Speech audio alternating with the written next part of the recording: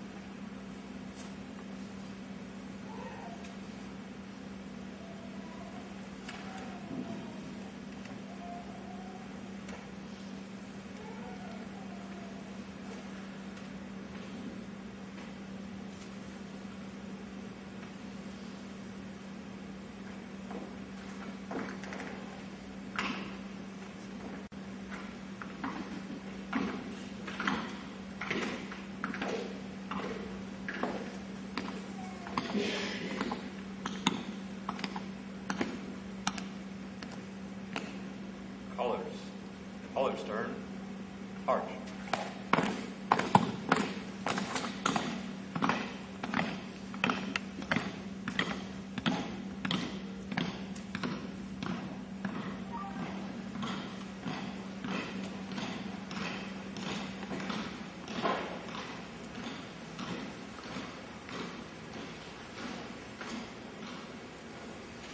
I'm supposed to let you sit down, but how about a round of applause for that crew?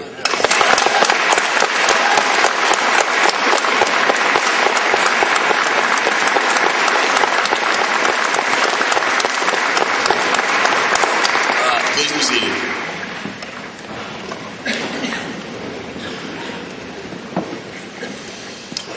I think I've heard the national anthem sung maybe 10,000 times in my life now. That was awesome. One more for our singer.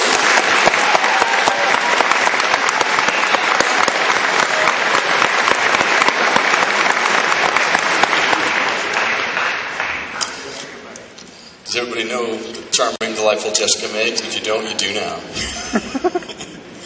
All right. Well, as I was introduced, I'm Colonel Mike Panarisi, Commander of Arnold Air Force Base and the Arnold Engineering Development Center. A few months ago, I looked at my calendar and there was an appointment there to meet with some gal named Gail. I said, okay, what's this all about? Oh, that's the church lady. She wants to talk to you about some event. Well, I can tell you this is more than just some event, and she's no ordinary church lady. But I can tell you, I thank you from the bottom of my heart for what you've done to put this show on. This is a fantastic thing for the veterans that are here, for the families that are here. I think I speak for all of us. We're not really looking for any recognition, but this is a fantastic, fantastic thing you've done. And we'll never be able to thank you enough, because here in our country, this is what we live on. It's the thanks of those who asked us to go in harm's way. And this is an amazing way to say thank you. So for Gail and all the volunteers that she's assembled to put this together, the folks from Arnold Air Force Base, I saw the Explorers out in the parking lot. And in case you didn't catch, the future of our veterans are sitting over here, and our junior ROTC folks that came out to volunteer as well. How about a round of applause for the folks that did this?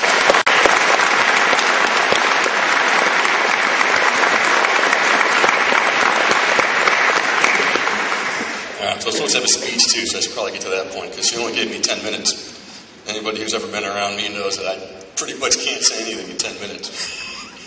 So I want to start out a little bit for those that are not as familiar with Veterans Day itself and where it came from. It hasn't always been Veterans Day. It's pretty much always been on November 11th, which we'll celebrate. I think it's on Thursday if I have my calendar right. But Veterans Day and celebrations like this, honoring our veterans, started all the way back to the end of World War II, and World War I. It's actually known as Armistice Day. That was the signing of the treaty, and that was the end of the war to end all wars. That didn't work out so well. But in the end, Armistice Day became the official day of commemoration. And it wasn't until after the Korean War that we renamed it into Veterans Day. And that's the day that we celebrate later on this week. So there are other federal holidays that we perhaps don't know the roots of very well, but Veterans Day goes all the way back to World War I and the signing of the armistice and that fantastic event. So in looking for what I could talk about today, I go back to college when I learned that plagiarism is the greatest form of flattery. So instead of coming up with something totally original, I've selected a few pieces from other great speakers that I thought I could never even begin to touch. So if you'll indulge me on that. The first one I think really captures the essence of the emotions wrapped around Veterans Day and veterans events. This one's all the way back to our founding fathers and our Revolutionary War. And this was a statement by a gal who had written a letter to a friend on what she witnessed and what she felt when the Army came through New York City. She said, "The troops that marched in were ill-clad, weather-beaten, and made a forlorn appearance. But they were our troops. And I looked at them, and I thought upon all they had done and suffered for us. My heart and my eyes were filled."